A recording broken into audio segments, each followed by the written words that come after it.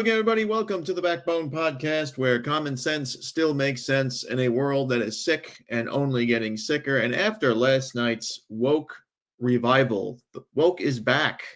We thought it was dead. We didn't really think it was dead. We thought it was just killing itself. But it just seems at the polls, woke is there. And you know, the letter that woke starts with is the letter W, a big fat W. Well, guess what else starts with the letter W?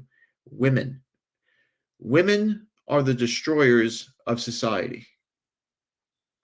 It's been proven in history. That is the reason why women have never been allowed to do things in or participate in public works or public policies, because women destroy. And there is big talk about how it's never going to happen, but it's big talk about repealing the 19th Amendment.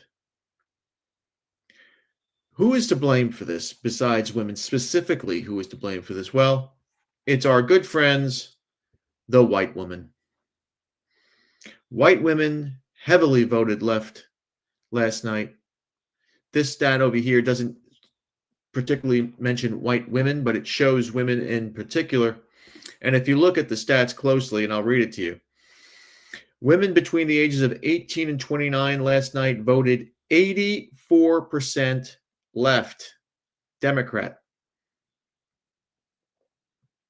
Women between the ages of 30 and 44. Now, you would think by this point, they're in their careers, they're making money, they got their houses, they got everything that they were told that they were going to get in the feminist propaganda, right?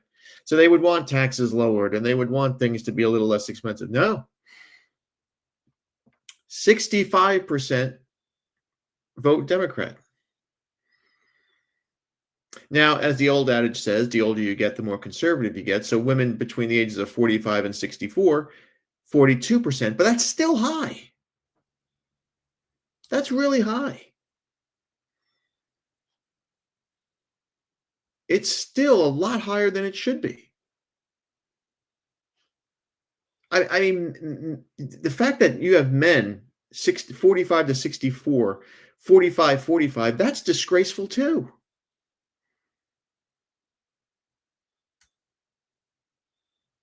And then women 65 plus 35, 57. But who cares at that point? Women are useless after 45. It's the young women that you have to worry about. And these young white women who, they love diversity. I don't understand it. I don't know why. We're going to watch a video from this pastor guy who I thought made sense for one of these preacher dudes. But women throughout history have always caused political trouble and political upheaval. In the Bible, Samson loses all his hair. Why? He cuts his hair. He loses his powers because why? He loves Delilah. Right? The Bible tells you in the first fucking story, Adam and Eve, never listen to a fucking woman. Ever. That's the moral of that story there. Listen to the Father.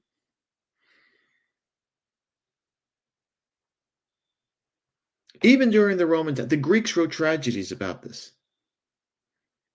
The tragedy of Medea, right? Her husband leaves her for a younger woman. So what does she do? To spite him, she kills her children or their children. He kills his new wife. He kills her baby just to spite him, because that's how women are. They would rather destroy to spite you rather than move on with their lives. There's the great story of Attila the Hun. Valentinian's sister, her name was Honoria. Now, this is allegedly now, sent the Hunnish king a plea for help and her engagement ring in order to escape her supposedly brutish brother. He had forced her to marry a Roman senator in the spring of 450. Honoria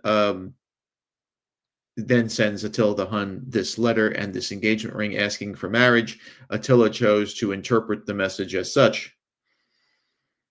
And when Valentinian said, no, you can't marry my sister, that was just an excuse for Attila to try and invade Italy, northern Italy. But why would this bitch do that? Well, because she's been fucking vindictive. That's what all women are. We've been saying this forever. Women are white women, specifically white women, are the cancer of Western civilization. We all know this. In Europe, why do you think they're dumping 25, 30-year-old guys? They aren't dumping, 5-year-old children or women into Europe from the Middle East and sub-Saharan Africa. They're dumping all these men in there. Why? Because they know these white women will spread their legs for them and bring interracial children into Europe, destroying the population. They won't have sex with white men or marry white men. No. That's something that is handmaiden tale shit. But to be a single mom of an interracial child, absolutely. Absolutely. It just makes you wonder what's in their heads. It just makes you wonder what's in their fucking heads. And I'm going to be honest, I don't think anything's in their heads. Here's this pastor over here. Let's see. Let's give this a whirl. He seems pretty eloquent. What's his name again? Let's see. I should have given you his name first. Dale Partridge. That is as milquetoast white bread of a name you'll ever get. Here he is. Is it good that women can vote in America? I don't think so, and here's why. Nearly every legalized moral atrocity of the last 100 years was made possible by the female vote. Abortion and homosexuality would likely still be illegal if not for the female vote. Mass immigration and the welfare state rode on the backs of the female vote. Nearly every modern Democrat, including Obama and Biden, were elected because of the female vote. Even last night, the new Muslim New York City mayor, Mamdani, won specifically because of the female vote. The 19th Amendment has been a moral and political tragedy for America, but why? Women were not made to lead, but to follow and to feel. This is God's design, and it's good within the family and the household. We've talked about this before. The natural order of things are God, Christ, man, woman, child. It's always been this way. And of course, feminism and our friends with the funny hats brainwashed these easily manipulated fools into thinking, no, be a slave to a corporation, be a slave to a cubicle. Morons. But emotions cannot be what is used to rule and govern a nation. Statistically and generally speaking, women vote for whatever feels most kind or peaceful or safe to their emotions. Women crave security and comfort, and whoever promises those things wins their loyalty. The problem is evil men know this and they exploit it. That's a very good example of women crave security, women crave strength. That's why women fall for assholes. You ever see a girl who's dating some dude who's just a dickhead? Well, he has that bad boy attitude. Women are attracted to that. If you're a nice guy, if you treat them nice, they'll leave you. They'll dump you. They'll fuck other guys on the side, whatever. But if you treat them like shit, that's a sign of power to them. They're fucked up in the head. Example, women are twice as likely to men to be seduced into an affair. They are 26% more likely to be financially scammed online. They are 3 times more likely to fall prey to psychics and tarot card readings and astrology and mediums. The minute you meet a girl who says that she speaks to angels or she has tarot cards or those fucking crystals, usually it's girls with tattoos of stars or moons on them and they have piercings, you got to run. They are demonic. They are daughters of Satan. Emotional vulnerability that shows up there also shows up in politics. Many call it suicidal empathy. So I believe that we should return to the household vote, where women share their thoughts with their fathers or their husbands, and the men in their life make the final decision. Men are not perfect, but they are far more fit to rule with logic, and they are less likely to be deceived in political matters. So I don't believe that we should repeal the 19th Amendment because I don't love women. I believe we should repeal the 19th Amendment because I love America and I love American women enough to protect them and our nation from their political exploitation. All right, homie, very good. It's the empathy, it's the emotion. That's what their downfall is, and that's why they vote. They vote with emotion, just like they do everything else with emotion. Any guy, anybody who has a little bit of gift of gab can seduce a married woman into their bedroom. Listen, I am not the greatest looking dude in the world. I do it routinely. It's almost not even fun anymore. It's not fun anymore. I'm not doing it anymore. But I'm just saying, it's almost easier to do that than with single girls. But women are empathetic, stupid, and emotional.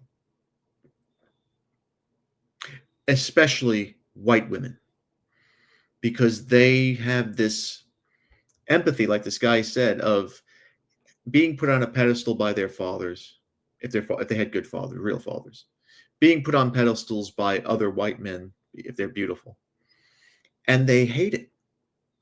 So they almost downgrade themselves to ruin their bodies by covering themselves with tattoos and pumping collagen into their lips and piercing their noses, dating, gangsters or losers. It's almost as if they're trying to be authentic and being a successful or moderately successful white person and living the way of the Western civilization, living the way of the Western way, is inauthentic. It's just like when you see these white kids dressing with their baggy pants and wearing their hats backwards and all the baggy shit. It's considered inauthentic. They want to be cool. They don't want to be square. So they look like a retard. Those days have got to stop, because we're losing our culture here. Now, if you look at the banner, I have a very interesting banner, and at the end there, I say, ask the Iranian women. And the reason why I bring this up is because I had relatives who would vacation in places like Beirut, which is Lebanon, places like Iran. I know I had relatives that used to go on, hiking things in Afghanistan before the Islamic revolutions happened there, because it used to be beautiful. And if you want to look up what Afghanistan and Pakistan and Iran looked like in 1950s and 60s, you would be shocked. What does this have to do with what we're talking about today? Well, the Iranian women's movement dates back to the 18th century Qajar dynasty, where feminists' causes were promoted in the name of progress. It wasn't until the Pahlavi era, between 1925 and 1979, that women had the opportunity to excel, with women becoming educated, high-wage earners, and even playing a role in parliament politics. Women were granted financial aid for higher education, and they were also given the right to vote. And with the Family Protection Law of 1967, women gained legal tools to control and took control of their own personal lives, with legal changes to child marriage, divorce, custody laws, all that moved into their favor. That is all good. They didn't have to get married when they were 8 years old.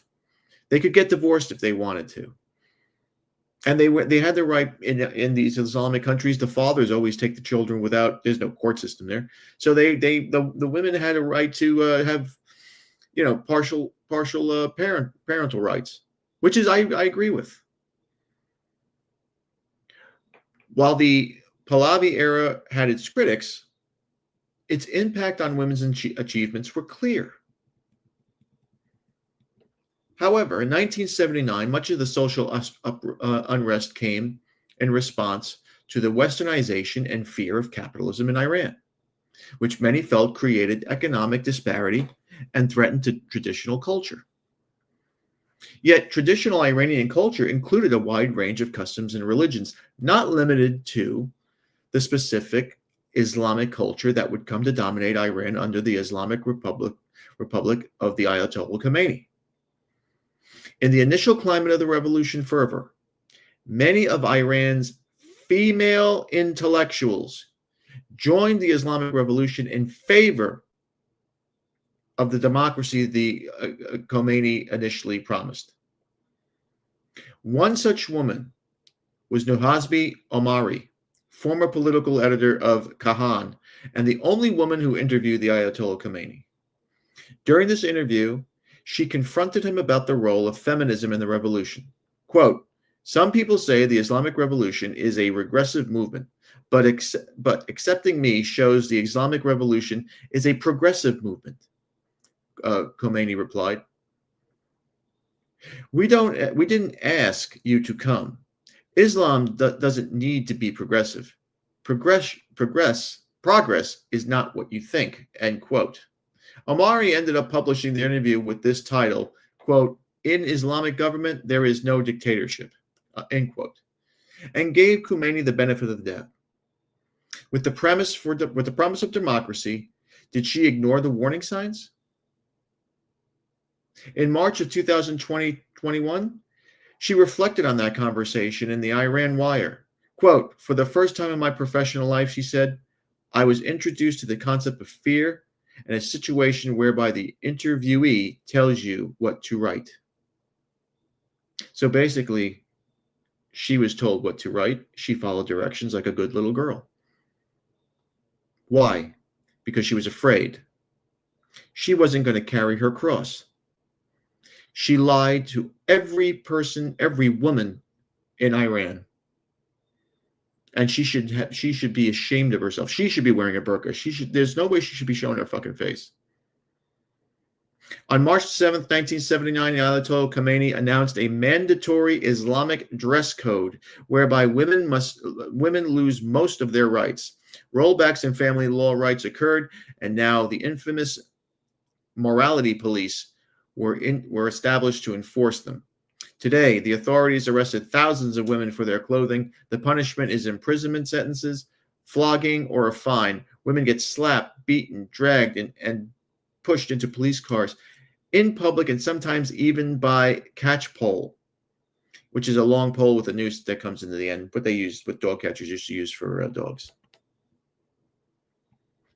The day after Khomeini's dress code announcement, tens of thousands of women in Iran took to the streets in Tehran to protest. Yet on March 9th, Siman Divasher, novelist, poet, and renowned feminist, published an article in the Kahan in support, a renowned feminist. Quote, "If the price of winning the revolution is covering my head, I will do it proudly," she said. Did she believe wearing a hijab was the only price?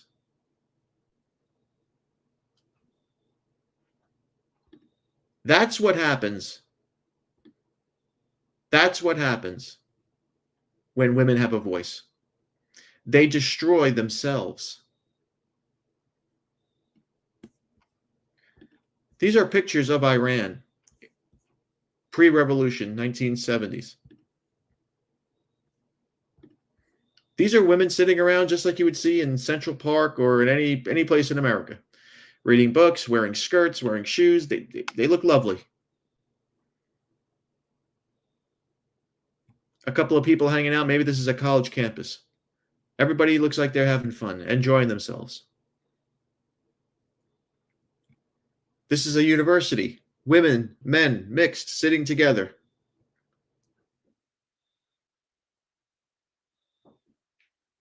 A woman in a picture. People dancing, having fun, enjoying life. These are just guys hanging out. But there you are, a mother and a child, a woman wearing a skirt, you could see her hair. A child, they're just going out shopping. This is what women are capable of. They are society destroyers. And white men are the problem because we allow this. And we know through history that they do this. Now, this bitch here is named Jennifer Welch. She has one of those political podcasts or whatever. And she's going to prove everything I just said right. She is as white as it comes. She's surrounded by brownies. She is, of course, probably a wealthy white woman.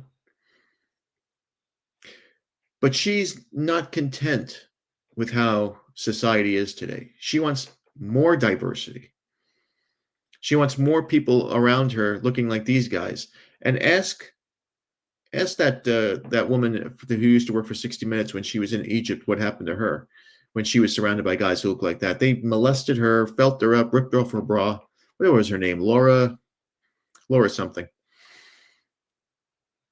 Jennifer's not ready for that yet, but she wants it. Here she is talking about crusty white people. Let me tell you something. If it was all white people here right now, it would be boring as shit. I've grown up in those circles. Everybody needs some spice and some color in their lives. Life's a lot better. That's the coolest thing about America.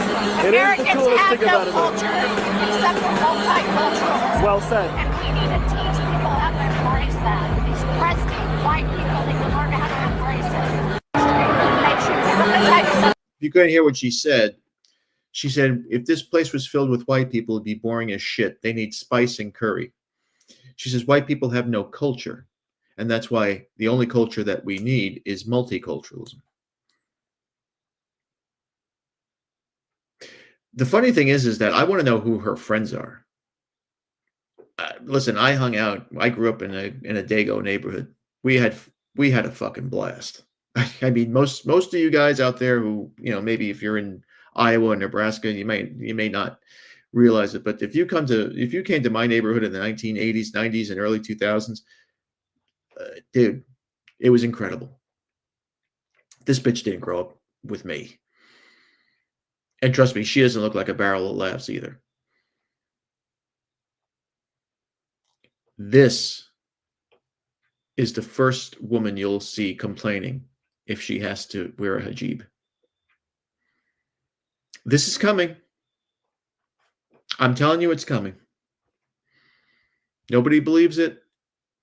Everybody's talking, making fun of this whole repeal of the 19th and all this stuff.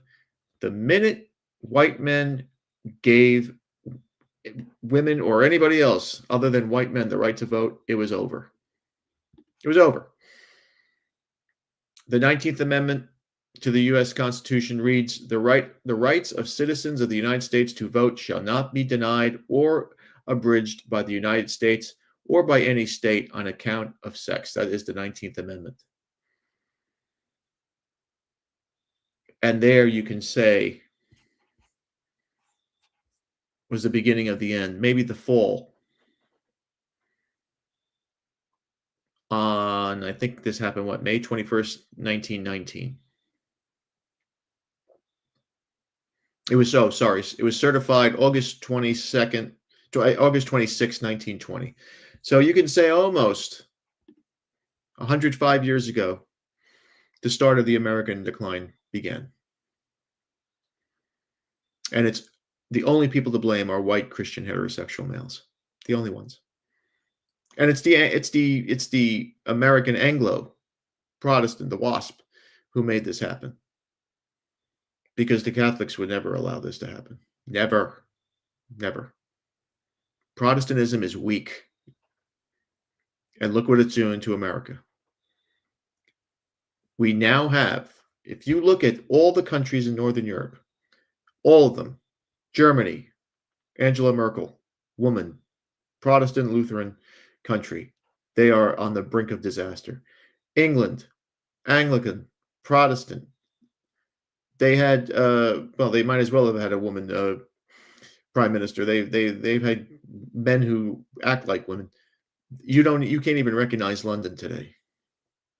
France, disaster. Belgium, disaster. Holland, disaster. Sweden, disaster. All these people, New Zealand, they had a prime minister who was a woman. Australia had a prime minister who was a woman. All these people, all these countries were led by women at one point in time. The mayor of Tokyo, Japan, has welcomed more than 100. She wants more than 150,000 Indians to move to Japan. What the fuck gives her the right to say that? And why would the Japanese put a broad in there as their mayor? Have they not learned from the West's mistakes? We have to make big time vital change. It's got to come before it's too late. Because if you think New York is the first and only to fall, you're out of your mind. They are going to groom this Mamdani to become the governor of the state. And socialism will take hold, because once people get used to getting free stuff, they're not going to go back. They're never going to go back. They're not going back now. Look at New Jersey. Look at Connecticut. Look at Massachusetts. Look at Illinois, Chicago, Michigan, Detroit. All of these are social program states, and all of them there's no turning back from them. And a lot of them were run by women. Gretchen Whitmer in Michigan. The mayor of Boston, woman. New York, same thing. Governor's a woman. New Jersey, governor's a woman. It's a disaster. It is a cultural disaster. And until white Christian men finally fucking grow some balls again, turn back to God and say enough's enough, this will continue. This is the picture right here. Minorities and white women. This is the picture of the downfall of the Western world. Suck it up, boys. And there's my 2 cents. Thanks again for watching. Please like, subscribe, comment, and share. Be careful out there, my friends. Last night we saw Satan was having a party. He was having fun. He was busy. Be a man, have a backbone, because masculinity and common sense are worth standing up for. And just remember, if it ends in an ism, it's a mental disorder. We'll see you tomorrow.